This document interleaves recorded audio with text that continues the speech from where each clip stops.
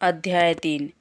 Jesus का एक और आदेश यह है कि अगर तुम्हारी भेंट किसी ऐसे व्यक्ति से हो जाए जो परमपिता के पास से आया है और जिसकी परमपिता तक पहुँच है, तो उसमें पूरा विश्वास रखो। विश्वास शब्द का यह बड़ा गहरा अर्थ है।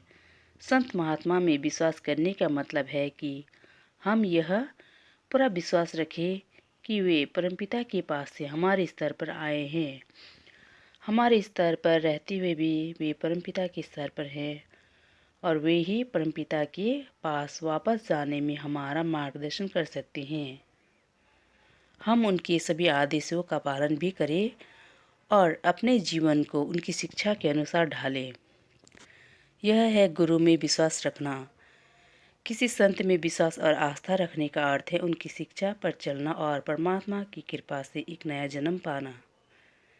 क्राइस्ट कहते हैं, तब तुम्हारा विनाश नहीं होगा, अभी हमारा विनाश हो रहा है।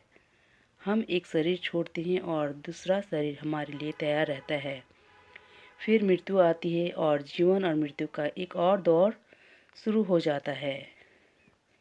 अभी हम एक मकान छोड़कर दूसरे मकान में, एक शरीर छोड़कर दूसरे शरीर में जा रहे हैं, लेकिन जब हमें किसी संत महात्मा में आस्था और विश्वास हो जाता है और हम उनकी उपदेश के अनुसार जीवन बिताते हैं, तब उनसे मिली दीक्षा हमें एक नया जन्म, एक रूहानी जन्म दे देती है और हम ऐसे स्थान पर पहुंच जाते हैं जहां हमें फिर जन्म और मृत्यु का सामना नहीं करना पड़ता, जहां हमें अमर जीवन मिल जाता है।